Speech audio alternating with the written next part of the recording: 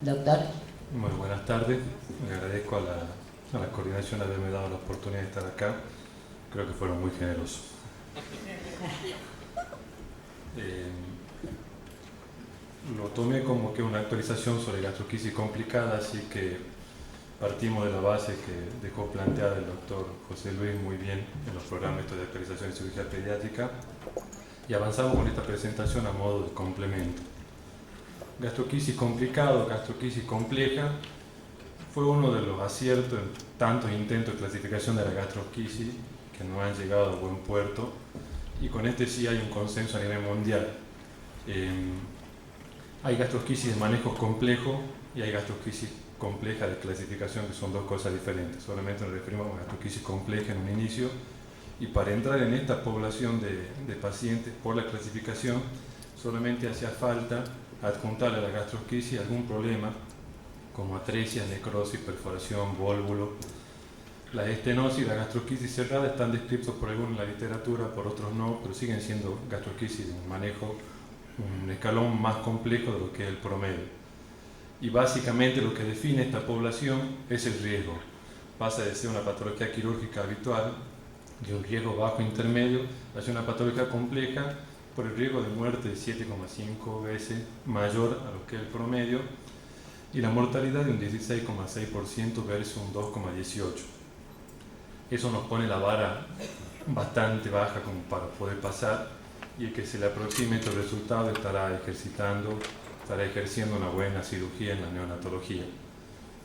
Son pacientes que son complejos, y la verdad es que el trabajo para citar este metaanálisis, que es una recopilación de todos los trabajos que están en la literatura sobre gastroquisis compleja, que en realidad a lo único que concluyen es que aumenta el riesgo de mortalidad, pero la morbilidad también es bastante elevada y tiene que ver con esto, con sepsis, con el desarrollo de NEC, de perforaciones, el paciente que sobreviven, los intestinos cortos, los costos elevados en relación a la estadía hospitalaria sobre todo. Fisiopatogenia.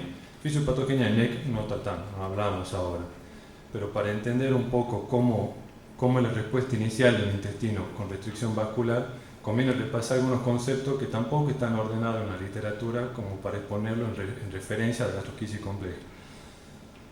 Básicamente el intestino fetal es un sistema que tiene poco flujo y alta resistencia, o sea, tiene una extremada tolerancia a la hipoxia en el intestino fetal mientras está en génesis, y ese es un concepto importante. La generosidad del flujo está dado para otros órganos que son de duplicación más rápida y son más sensibles a la hipoxia. O sea que cada vez que nosotros vemos un daño vascular que se traduce en una atresia, una estenosis, una perforación, estamos viendo un daño vascular ya bastante avanzado con respecto a lo que podría ser en otros órganos. En esas condiciones de bajo flujo y alta resistencia, el intestino se las arregla para estar en un continuo camino de diferenciación, reparación, apoptosis y maduración. Sabemos que mucha de la información que determina que un tramo avance hacia el intestino o se diferencia hacia una glándula tiene que ver con la comunicación parácrina. Y esta comunicación parácrina es la comunicación tête to tête, se dice cachete a cachete, es un mensaje que se produce que puede ser interpretado solamente por la estructura vecina. Y el ambiente abdominal, la cavidad peritoneal en cuestión, el endodermo cerrado, le garantiza al intestino que va a llegar al final de la gesta con un desarrollo acorde. La gastroquisis tiene dos problemas planteados desde este punto de vista. Primero, que el intestino se desarrolla afuera, y gran parte de la comunicación parácrina que garantiza que va a tener un intestino equivalente a una edad fetal y a un peso, no lo tiene. Y el segundo problema, que tiene vicio de ubicación, y cuando existe el vicio de ubicación, existe la posibilidad de la rotación o la oclusión. Contemplando además que muchos de los procesos de la gastroquisis, que se lo atribuye en teoría a un daño vascular en la pared, son factibles de la reparación en la vida fetal y tienden a cerrar. Entonces, el estar en un ambiente sin la posibilidad de tener comunicación parácrina, el tener una restricción vascular per se inherente a la gastroquisis, el tener un vicio de posición que dañe la raíz del meso, son todos factores de riesgo que van sumando argumentos por la existencia de la gastroquisis dentro de la población compleja. En definitiva, la restricción vascular y la falta del medio adecuado hace que el intestino, una gastroquisis, ya sea un intestino particular con respecto al intestino promedio de otras patologías. Ensayos con pollito, en humanos todavía no hay. Lo que se hace la invasión del huevo, se hace la evisceración de los contenidos, se lo deja el intestino en cavidad celómica y se lo compara con un grupo control. Lo que más me interesó fue esta conclusión: la fibrosis subepitelial, el edema, la infiltración linfocitaria y la regresión vascular con parche de necrosis. Esto en intestino normal, donde se ven las velocidades con bastante celularidad y se ve un estroma que es bastante vascularizado y ordenado. Y este es el típico edema de una gastroquisis. Esta es la calidad de las velocidades de una gastroquisis. Y acá se funda la interpretación clínica de lo que es la evolución de este tipo de patología. Nosotros vemos intestino, nos imaginamos esto, pero en realidad en gastroquisis estamos ante la presencia de esto. La traducción clínica es esto: son pacientes que nosotros decimos aplastronados, en realidad son compromisos vasculares fetales reparados del modo que se pudo, que en la clínica se interpreta de esta manera. En cuanto al aporte prenatal, la primera noticia es que sí se pueden identificar estos pacientes en la vida prenatal. El aporte que se puede hacer de identificar lo prenatal, yo creo que el principal aporte es transferirlo a un centro de referencia. ¿Por qué? Porque en lo prenatal, la dilatación de más de 10 milímetros, más de 3 de espesor, el olivano severo con índice bajo, nos está informando el daño instalado, no nos está informando un proceso. Cuando el daño está instalado, sacar un paciente prematuro, de bajo peso y además con el daño instalado pareciera ser una ecuación muy saludable para el pronóstico del chico. Dilataciones de más de 20 en cualquier momento de la gesta también es un predictor de que estamos ante una gastrocrisis que es compleja o de manejo complejo o una gastrocrisis complicada. Se pensaba que todos estos factores prenatales a nosotros nos daban el crédito para decir que estábamos ante una tasa de mortalidad elevada. En realidad, cuando uno va a lo científico, a los números, predicen morbilidad más que mortalidad, porque no predicen atresia, no predicen el manejo postnatal. Sí dicen que las internaciones van a ser prolongadas, sí dicen que la morbilidad sí va a ser prolongada. En la práctica nuestra, en el centro nuestro, la dificultad que tuvimos con la ecografía prenatal es primero que las dilataciones deberían ser referidas siempre al mismo tramo de intestino. No sabemos si están midiendo sigmoides, si miden cámara gástrica, si miden intestino. El segundo problema del manejo de los espesores que tuvimos, la grata experiencia de pacientes con pronóstico negativo con evoluciones favorables y pacientes de sacarlo antes del término con atresia intestinales que realmente fueron errores. Yo creo que la única decisión madura que uno puede tomar una vez que identifica los factores de riesgo es referirlo a un centro de complejidad elevada para el manejo de la gastroquisis. El único dato ecográfico que predice daño activo, como para tomar una conducta de adelantar el nacimiento, sería el pulso de la arteria mesentérica, la redistribución, que sí se traduce en algo más significativo en lo que es el pronóstico del chico, y la verdad que permanecer adentro de la madre para que aumente el tamaño y tenga una mejor respuesta al nacimiento no pareciera ser un argumento muy sólido. Entonces la restricción vascular objetivada en un Doppler mesentérico sí tiene valor. Tratamiento. El tratamiento no está protocolizado, no está estandarizado, hay mucha variación, lo que indica que no hay un tratamiento que sea el ideal. Las premisas para un tratamiento de una gastrocrisis compleja: el sentido común, garantizar el flujo vascular general e intestinal. La recepción del chico tiene mucho que ver en ese momento. En los lugares donde las neos no son muy complejas, yo creo que la cirugía medio próxima al nacimiento se beneficia el chico, y en los lugares donde está desarrollada la complejidad para la cirugía neonatal, creo que diferir un poco está bien por este mismo factor. Los chicos en la estabilización preoperatoria tienen mucho beneficio en lo que es la recuperación del estrés postquirúrgico. La ampliación de defecto y la confección de silo o elementos preformados, signo de pregunta. Inicialmente yo le hubiera dicho que sí, toda la gastrocrisis compleja, por el manejo de la presión intraabdominal, van a la colocación de elementos preformados o un silo, o a tratar de reducir la presión intraabdominal. Pero hemos tenido muchos chicos bajo peso, con gastrocrisis compleja, que tenían el intestino en realidad parecía poco, por las asociaciones y las atresias. Incubarlo en la cavidad abdominal tiene mucho beneficio versus incubarlo dentro de un silo, siempre y cuando el manejo de la perfusión sea bueno, con clínica, no con valor de presión intravesical. Generar cavidades, en esto anda muy bien lo que es la reducción primaria y los silos un poco más paulatinos. Procurar una alimentación temprana. Las atrofias vellositarias aparentemente serían una de las principales causas por las cuales se prolonga la internación y con eso aumentan los riesgos de las internaciones.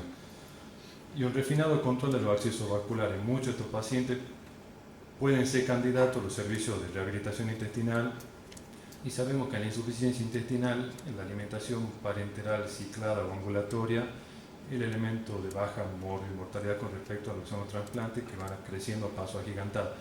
Entonces, el prolijo manejo de los accesos vasculares en relación a lo que es el manejo de las percutaneas, los tamaños del chico y la capacidad del equipo de enfermeros cirujanos, uno le construye el pronóstico al chico sin verle el intestino de manera inicial. Y después procurar el nacimiento en un centro que sea de referencia. Gastroquisis es manejo complejo o manejo complicado. Puede ser atribuido a chicos que no tengan atresia del intestino, no tengan vólvulo, no tengan perforaciones, no tengan estenosis, pero sí tengan un manejo complicado. Y sí he tenido la ingrata experiencia de tener que tratar con estos pacientes y para mi criterio personal, se meten en el grupo de los chicos de la gastroquisis compleja sin haber tenido una asociación de una atresia de intestino. La NEC.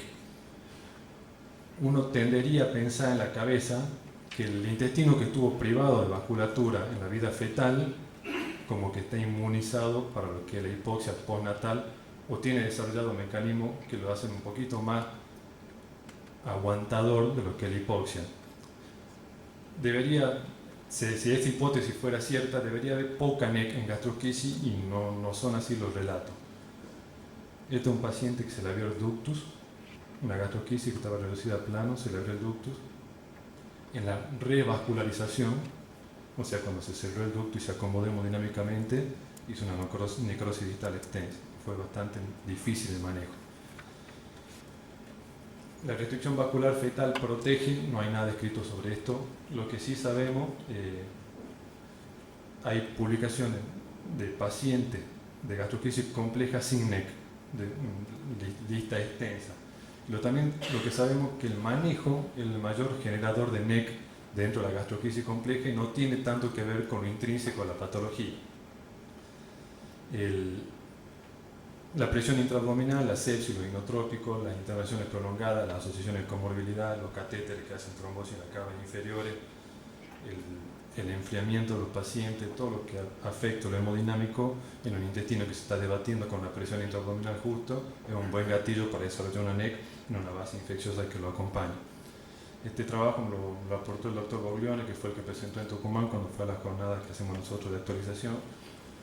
Y el trabajo que presentó el Garra con una recopilación bastante extensa, ellos lo que en realidad estaban repasando era el modo de tratamiento de la gastroquisis. Tenemos cierre primario, tenemos curaciones a plano y tenemos silo. Pero cuando se ven los porcentajes, la enterocolitis necrotizante del 2001 al 2008 aparece en un 8%, y después cuando empiezan los tratamientos de cierre primario se incrementan un 11,5 y después un 12,5. Estamos hablando de un N de 151 pacientes. Entonces, ¿hay NEC en gastroquisis? Sí hay. Tal vez es para debate cómo se llega a la NEC, pero sí hay NEC en gastroquisis. El hígado desviscerado. El hígado desviscerado no entra dentro de la gastroquisis compleja porque no hay atresia, no hay estenosis, no hay perforación, no hay vólvulo, no hay nada de eso. Y solo 2 pacientes que tuve con hígado afuera. ¿Cuál es el problema del hígado? Lo respiratorio. La plataforma diafragmática genera un tórax muy restrictivo, una hipoplasia pulmonar muy marcada. Son todos pacientes muy bajo peso y muy prematuros, y la mortalidad del 100% en los 2 casos que yo vi en 4 años. El bajo peso. El bajo peso en la gastroquisis no es un argumento parecido con la gastroquisis difícil de manejar el gastropeso. Todos han tenido la experiencia de tener pacientes muy pequeños con excelente evolución y decir, mira, justo este que es chiquitito tiene que andar bien. No hay una asociación directa entre bajo peso y mala evolución, salvo cuando ya se ponen de estas zonas, con zonas extremadas, bajo peso, que el manejo per se en sí es muy complejo. Las gastrosquisis en general son la línea negra continua, se mueven en una línea en un porcentual por debajo de lo que es el promedio de una gesta, de un embarazo normal. Este promedio se extiende sobre el final porque se sabe que la gastrosquisis tiene mucha asociación de la colangiosis, que es el trabajo que presenté. Esta gente, además de medir la gastrosquisis con todos los parámetros de crecimiento fetal, hacen la anatomía patológica de la placenta, y en todas las placentas de gastrosquisis se encuentra una estructura bastante parecida sobre los vasos a la que se desarrolla cuando hay hipertensión inducida por el embarazo. Se sabe que la restricción vascular es uno de los argumentos de la gastrosquisis, pero son restricciones que son simétricas. Si el chico no nace por tener una restricción en el crecimiento con un punto en contra por lo que es la recuperación postnatal. Cuando son extremados, bajo peso, sí, el manejo sí es complejo, pero yo no creo que tenga que ver con la gastrosquisis, sí tiene que ver con el manejo del chico en sí. El paciente de 700 gramos, el paciente de 750, y además tenía el hígado afuera. Este es el segundo que tuve, que fue la mala evolución de los dos. El aporte nuestro. Trabajamos en una neonatología que contiene entre 9.000 y 11.000 nacimientos al año, en una neonatología solidaria, porque si hay bronquiolitis, dentro de la neo hay bronquiolitis. Porque hay mucha patología social, hay muchas adicciones, hay muchas madres adolescentes, y manejamos un nivel social desde lo básico hasta un poquito más elevado, y muchos factores de riesgo, y a pesar de eso tenemos una tasa alta de diagnóstico prenatal. El tratamiento no está protocolizado, ¿sí? Sobre ustedes que hacen cierre primario, silo, nosotros hacemos un parche de cordón, cierre primario, cierre diferido, silo. Lo que no tenemos armado todavía son la colocación de elementos preformados, que es lo que estamos gestionando ahora. Lo que sí tenemos protocolizado es la recepción. Todos los chicos se reciben, lo recibe el equipo de neonatología en una cesárea que está electiva. Se acondiciona la recepción y se hace un programa de invasión controlado, le dicen, porque el chico se le pone la percutánea, se le intuba, se lo relaja y recién actúa el cirujano. No son cirugía inmediata, nunca son antes de las 2 horas del nacido el chico, cosa que habría que repasar, depende de los resultados, si es aconsejable o no, esperar un poco más. 4 de nuestras gastrosquisis del último año fueron 14, el año que no tuvimos fueron 17. 4 de las gastrosquisis fueron complejas, un 25%, el promedio de gastrosquisis compleja para la población general es 17%, pero la mortalidad nuestra fue el 75%, con el promedio de una mortalidad un tercio de eso. Tuvimos un año con la mortalidad para patología compleja que fue igual, y tuvimos al año siguiente donde supuestamente ya estamos adiestrados, formados y entrenados con pésimos resultados. Los fracasos nuestros, a saber, fue el que anduvo bien, que fue un paciente con múltiple atresia, con anatomosis, con otomía, bajo peso, que está en la casa. Uno de los pacientes desarrolló una fascitis necrotizante, estando ya tolerando dieta bioral a los 60 días. Y el germen fue encontrado después en el catéter, en la punta del catéter percutáneo. Fue una sepsis lo que desarrolló y se fue comiendo de a tramo, la criatura terminó falleciendo. El segundo fue un extremado bajo peso, 750 gramos, con atresia de intestino, que no pasó las 12 horas. Y el tercer chico fue ostomizado, una atresia de intestino, tuvo una buena evolución y tuvo un trombo en la cava superior, y después fue un desbalance hemodinámico que terminó falleciendo también. Son las 3 bajas que tuvimos durante un año para gastrosquisis. Cuando uno saca la cabeza un poco de la neo y se fija afuera qué están haciendo, claramente el doctor puede valer un referente a la patología neonatal. Tuvo la generosidad de pasarme los números de él, porque uno también quiere medirse para ver dónde está ubicado. El doctor Beu tuvo sobre 29 gastrosquisis, 10 que estuvieron complicadas y solamente 2 fallecidos. Beu, ¿en cuánto tiempo fue esto? 8 años. En 8 años. Nosotros en un año fabricamos mucho más fallecidos que Beu en 8. Y estoy acá hablando de gastrosquisis complicada. Claro. Todos los complicados del Beu están vivos, y tenemos atresia de intestino, atresia de yeyuno, válvula de intestino, y les dejo una pregunta para el Beu para cuando empiece la discusión. Porque tuvo la generosidad de pasarme todos los pacientes con imagen, historia clínica, placa, evolución por día, todo. Y no encontré una NEC en ninguno de los pacientes del Beu. Y otra cosa que me llamó la atención también para la discusión posterior, siempre Bianchi y un silo. Siempre Bianchi, le va de nuevo, y un silo. Y él es el que tiene 2 fallecidos en 8 años. Por eso yo tengo mi duda del seguimiento protocolizado, esto de todo Bianchi o todo silo preformado cuando haya atresia. Para mí no es tan sólido el resultado de nuestra práctica cuando uno ve otra cosa. Esto es un aporte del doctor de Cali en Neuquén, que siempre le estoy compartiendo pacientes y él me cuenta lo que hace. Nunca se me hubiera ocurrido hacer esto. Cuando la pared abdominal no le da, hace un sistema de aspiración continuo que genera una granulosis, una granulación, y que después los de él están vivos. No los invito a que lo hagan, pero si les llama la atención, hagan hasta que lo publique bien el muchacho. Y otra cosa que hizo que me llamó la atención, que sí lo apliqué y sí anduvo bien, fue esta ostomía montada sobre peces, que no son ostomías bien fundadas con eversión en manga de camisa. Economiza bastante intestino. Uno de las cosas que se le exige a la gastroquisia es la preservar la mayor cantidad de intestino posible. Y lo está por publicar ahora, pero para que lo vayan registrando y alguno que se llama avispado lo pudiera aplicar en adelante. El desafío. Yo creo que el desafío sobre la gastroquisia compleja pasa por el manejo multidisciplinar.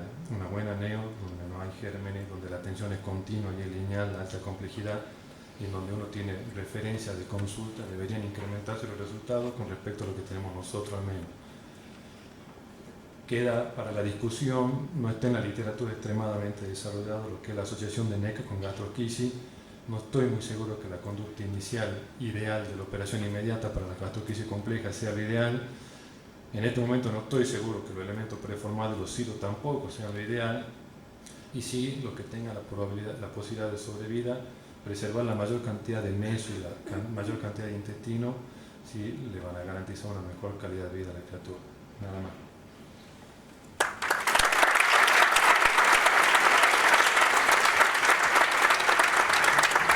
Muchas gracias, doctor. Vamos a dar lugar a las preguntas del auditorio. Seguramente hay muchas. ¿No? Le agradezco el silencio. No me quedó claro, yo soy Daniel Russo, estoy en la mesa con vos, no me quedó claro cuántos pacientes tuviste, qué porcentaje tenían diagnóstico prenatal. El 75% prenatal de todas las gastroquisias. Ah, muy bueno, es bastante alto. ¿Y pensaron hacer algún protocolo para manejo prenatal? En el manejo prenatal buscamos adherirnos a una fecha de diagnóstico primero, que fue la primera discusión, que entre semana 36 y 37 nos pasamos de eso con un seguimiento continuo ecográfico en el último mes, y eso es lo que está protocolizado. Después se trata que sea nacimiento durante la semana por la mañana, con el equipo de recepción ya armado, con el cirujano y eventualmente en alguna oportunidad el anestesista ya adentro. Eso es lo que está protocolizado. De todas maneras, cuando uno ve los números, los chicos que no entraron en el diagnóstico prenatal no tuvieron peor suerte que los que sí entraron. O sea, nos está sirviendo a nosotros para ordenarnos el trabajo, pero no le está condicionando el pronóstico del chico todavía. Claro, porque no hicieron nada proactivo, supongo. Entonces, si no cambió nada, no va a cambiar el resultado. Es más ordenado el trabajo, pero proactivo como qué. Bueno, nosotros seguimos un protocolo ya hace mucho tiempo, del 2008, donde con el diagnóstico de la gastroquisia, ahora vamos a incluso compartirlo con el Cincinnati Children en un protocolo que se va mundial, en donde que se llama GATT, que es el Gastroscopy Ultimate Trial, y la idea que hay que probar es si es mejor o no. Una de las cosas que nosotros hacemos, que estamos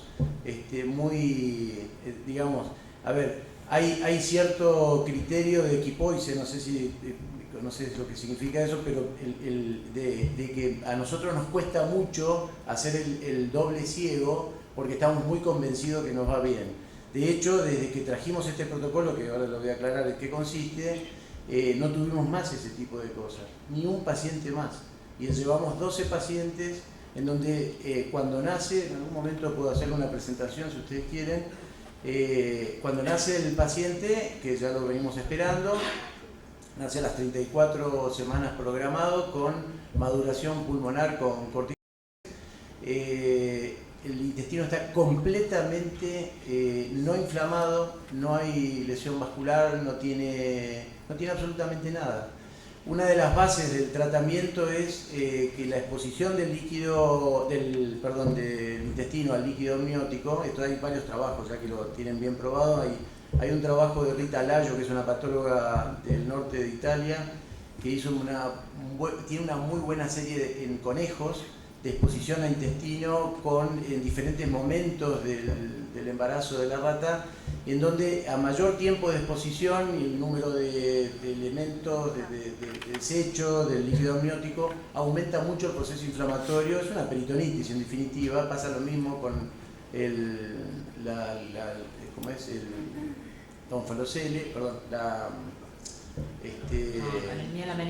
meningocele, y es exactamente el mismo proceso, y eso genera, por ejemplo, no migración de las células de Cajal. Es una de las observaciones que está muy bien probada, y por eso que tiene muy enlentecido el tránsito y es lo que retarda mucho la alimentación, entre otras cosas. Pero además también la discrepancia entre el defecto de la pared y el intestino, que ahora se va edematizando, a medida que pasa el tiempo va generando rémora venosa, seguidamente más edema, más distensión, y eso al final termina lesionando el intestino. Muchas de las atresias y demás están producidas en realidad por un efecto más bien mecánico. Entonces, nacen antes, para resumirte esto, nacen con, a lo mejor el corticoide tiene algo que ver en eso. A partir de las 32 semanas, a las 30 semanas tiene un control semanal, pero a las 32 maduramos para que nazcan entre 33 o 34 semanas. Son pacientes que habitualmente nacen un poquito antes, esas son las series grandes. Te hago una pregunta. Sí. Hay protocolos para semana 35, semana 36, semana 37, sí. Los tres con mismo resultado. Sí, hay mucho publicado. Bajarse a la 34, sí. ¿Es para demostrar una hipótesis o ya? Bueno, surgió de la observación. Pero ahora hay que hacer ya te digo, hay que hacer el trial, hay que hacer a doble ciego, sacando tarjetas. O sea, que no hay resultados publicados. No hay resultado publicado porque recién está en curso el protocolo, es verdad. Hay mucho publicado de que va bien, los españoles tienen buena literatura de eso y ahora comienza también en el Cincinnati Children, pero la verdad es que para que sea realmente un trabajo serio hay que hacer el doble ciego. El tema es que esto genera a nosotros particularmente nos genera lo que yo te decía, lo de equipoides. O sea, uno no está en una situación de incertidumbre terapéutica. Yo estoy muy a favor de lo que estamos haciendo, porque la verdad es que realmente me cambió la vida. Yo tuve una exposición de cómo hacíamos con el BEU, nacía y nos llamaban y ahí lo metíamos para adentro, hacíamos el Bianchi, algunos iban bien y otros iban un poco más apretados. Las enterocolitis necrotizantes son a veces síndromes compartimentales en un intestino que viene con cierta afectación vascular, están mal rotados, uno lo acomoda un poco como puede y se hace difícil. Así que ese tipo de cosas, por ejemplo, no lo vimos más. Vos me podés decir, bueno, listo, no tuviste justo el caso que lo mismo apareció, puede ser, pero es que no la vimos más, por eso hay que hacer el protocolo, ¿no? Sí, un comentario en relación a eso. Nosotros, bueno, en Rosario también hemos visto un incremento muy marcado del índice de esta patología, sí. Y en realidad los hacemos nacer en forma programada alrededor de la semana 35, en función de algunos parámetros. Ustedes, para definir la semana 33 o 34, ¿qué parámetros toman en consideración y por qué no, por ejemplo, la semana 35? Sí, el protocolo lo que dice es que tienen que nacer un poco antes que la calidad. Uno cuando hace ecografías prenatales se da cuenta que el líquido amniótico cambia radicalmente a partir de la semana 30. Hay un aumento exponencial por la orina, pero también por la eliminación a través del intestino de material de desecho. Aparentemente ese cambio de características es mucho más abrasivo, más irritante para el intestino. Entonces, si uno puede hacer nacer con una prematurez que es muy controlada, porque hoy en una neonatología 32 semanas para adelante no implica prácticamente ningún riesgo adicional, Entonces lo hacemos nacer. El protocolo dice madurar a las 32 y a partir de ahí, de acuerdo a las ecografías, pueden nacer 33, 34. Ahora, hay casos en que hemos hecho nacer a las 30 semanas, porque íbamos viendo que, como decía el doctor, hay una dilatación exagerada del asa intra versus la extra abdominal, lo cual habla de una oclusión intestinal, que ya es el primer paso a cierto compromiso, por lo menos venoso, aumento del diámetro de la pared. Ningún parámetro ha demostrado ser por sí solo suficiente para indicar ninguna actitud, pero sumados un poco y la experiencia del grupo, sumados sí puede tener cierto peso a la hora de decidir. Sí, básicamente nosotros tomamos como parámetros de referencia, bueno, el espesor, la dilatación del asa, el diámetro si es medible, que en general se puede medir porque tenemos muy buen diagnóstico prenatal, el tamaño del anillo, del defecto. Y por supuesto el Doppler mesentérico. Sí adelantamos el nacimiento cuando hay una alteración del Doppler mesentérico, eso indiscutiblemente. Lo que pasa es que eso está bien. Sí, claro, pero bueno, por allí no se detecta. La felicidad del intestino, más el Doppler, ya que se ha puesto ausente, uno hace un control semanal y uno llegó con el intestino. Bueno, por ahí, lógicamente, digamos, por allí es real que no se logra en el momento adecuado. Sí se le hace un seguimiento semanal. Y si hay algún grado de alteración del Doppler, allí sí adelantamos el nacimiento. Realmente tenemos muy buenos resultados con un nacimiento alrededor de la semana 35. Sí está claro que más allá de la 36 el daño intestinal es mucho mayor. A pesar de lo cual también hemos tenido gastrosquisis cerradas, que nacen cerradas porque no se detectaron antes. Y bueno, eso sí significa obviamente un problema, una atresia, ¿no? Yo quería hacer dos preguntas ya para ir Yo cerrando. quisiera saber si alguien del público. Sí, doctor.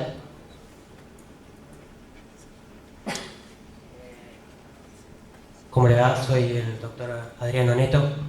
Soy de la provincia más austral que hay. Primero me gustaría decir que sería importante bajar a la realidad.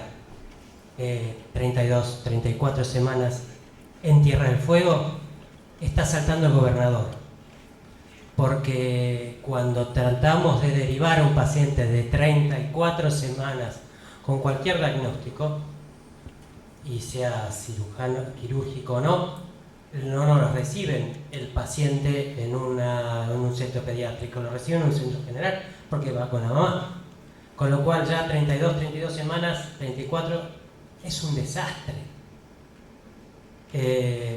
Hace 19 años que estoy en Tierra del Fuego. Por suerte soy el mejor cirujano de Tierra del Fuego porque soy el único, no por ser el mejor. Mis resultados con las gastrosquisis han sido 100% favorables.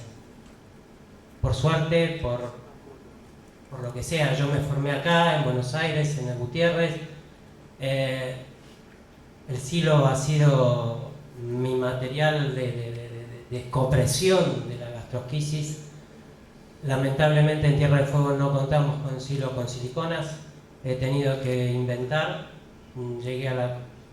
Terminé en el Dual Mesh de Gore-Tex sin siquiera mirarlo y no puedo verlo, pero bueno, soy yo el único cirujano, soy yo el que lo controla el lunes, el martes, el miércoles, el jueves, todos los días. Me parece que hay que, cuando uno habla de un protocolo en un país, en este país, tiene que ser para todo el país. Es muy fácil decir 32, 34, 35 semanas y es pero no se dan una idea de lo difícil que es 32 semanas, 34 semanas, 1500 gramos en Tierra del Fuego, con una neonatología que debo decir que es bastante buena, con una buena complejidad, se muere. Bueno, sí, indiscutiblemente por allí hay características particulares en cada lugar, pero sí, doctor Puigdeval. No, creo que se está desvirtuando la discusión. Hay un aspecto de algo que uno proyecta para el futuro y ver en qué forma puede mejorar los números que tenemos.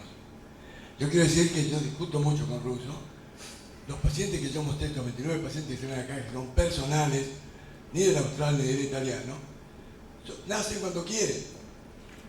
Yo no he puesto nada para que el paciente nazca a las 34, pero varios de estos pacientes complejos son pacientes de 33 semanas y 32 semanas, que llegaron ahí con su atresia intestino, con su intestino formalizado y todo. Dice que falta mucho para caminar por esto. Yo siempre lo apoyo a Daniel Russo para que insista con este protocolo, porque voy a traer una luz más al respecto. Pero creo que, para Olmedo, yo creo que si uno hace las cosas bien, con los deditos, de esos 29 enfermos, una sola vez tuvo que hacer silo. Pero no lo hago cuando nace. Lo hago 4, 6, 8, 12 horas después, cuando yo estoy cómodo para hacerlo. Porque nos lleva 10 minutos. A veces lleva 1 hora, hora y media a reducirlo. Y una cosa que utilizo hoy en día, pero que no está que hace todos, es el índice de perfusión. Yo no creo en la presión gástrica ni la presión vesical, creo en la clínica del paciente y el índice de perfusión. Y con eso lo he manejado.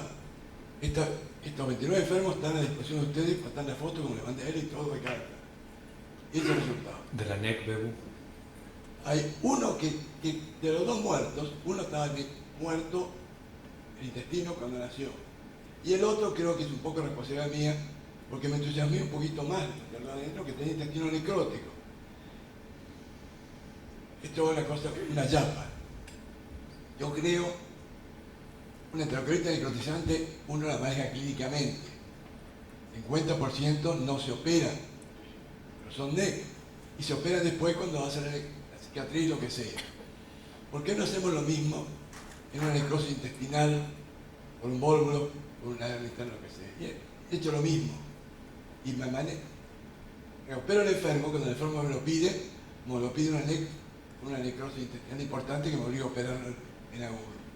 Esto es lo mismo. Ese enfermo yo creo que es el segundo muerto, es un poco responsabilidad mía. Tiene un intestino necrótico y no lo operé en el momento oportuno. Empezó a hacer pequetopenia, empezó a hacer juego de shock, y cuando lo operé ya el enfermo no respondió. Y hay, de toda la serie, hay un solo intestino corto que está en seguimiento en el italiano ahora, con Pablo Lobos, que tiene un intestino corto. Ese paciente tenía mucho intestino necrótico y en la reoperación encontré más intestino necrótico, que no sé si debió a la reducción o que realmente el paciente